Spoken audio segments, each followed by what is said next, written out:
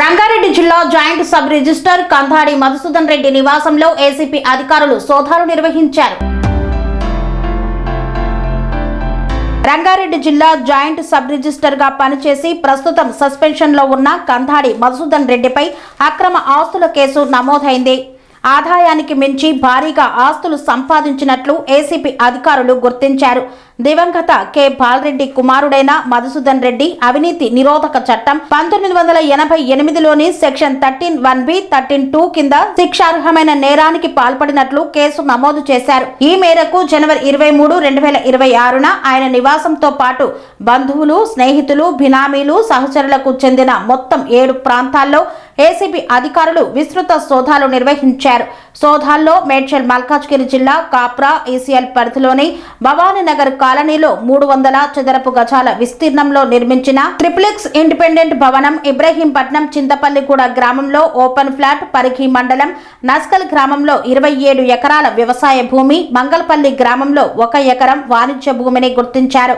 అలాగే పరిగి మండలం నస్కల్ గ్రామంలో స్విమ్మింగ్ పూల్ ఉన్న ఫామ్ హౌస్ 1,24 లక్షల రూపాయల విలువ కలది, సుమారు 9 లక్షల నగదు, 1.5 కిలోల బంగారు ఆభరణాలు స్వాధీనం చేసుకున్నారు. 3 విలాసవంతమైన కార్లు, Innova Fortuner, Volvo XC 60B5, Volkswagen, tiger GT plus కూడా గుర్తించారు.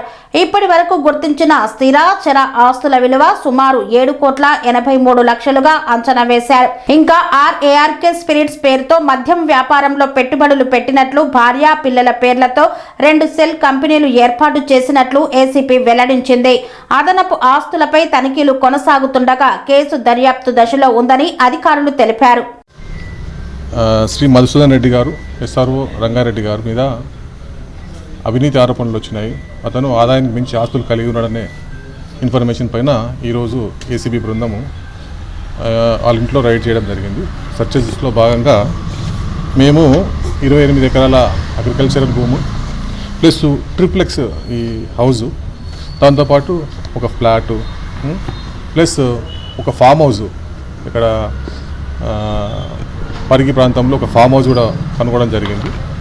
దాంట్లో భాగంగా ఒక వోల్వో కారు, ఒక వోక్స్ వ్యాగను, ఒకటి ఫార్చునర్, ఈ 3 వెహికల్స్ కూడా మేము గుర్తించడం జరిగింది.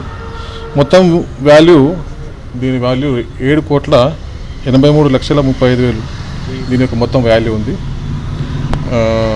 దీంతోపాటు వాళ్ళ అబ్బాయి ఒక లిక్కర్ బిజినెస్లో కూడా ఇన్వెస్ట్మెంట్ చేసినట్టు మాకు తెలిసింది.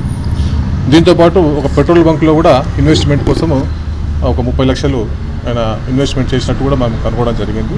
సో దీన్ని లోతుగా పరిశీలించి మొత్తం కూడా కోర్టుకు ప్రొడ్యూస్ చేయడం జరుగుతుంది. దీని డీటెయిల్స్ అని కూడా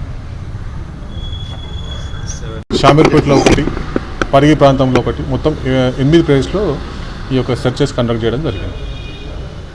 ఎన్ని రోజుల క్రితం సస్పెండ్ అయింది సార్? సస్పెన్షన్ అనేది జనవరి 5 నాడు, అతను జనవరి 1st వీక్లో సస్పెండ్ అయ్యిండు. సో మాకు వచ్చిన సమాచారం మేరకు అతని పైన ఆస్తులపైన మేము నిఘా పెట్టడం జరిగింది. సో అన్నీ కలిపి మేము ఒక కంక్లూజన్కి వచ్చి ఈరోజు సెర్చెస్ చేయడం జరిగింది. ఎన్ని రోజుల తర్వాత చేయగల కారణం సార్? అది టైం పడుతుంది కదా, మేము అవన్నీ కూడా ఐడెంటిఫై చేయడానికి టైం పడుతుంది.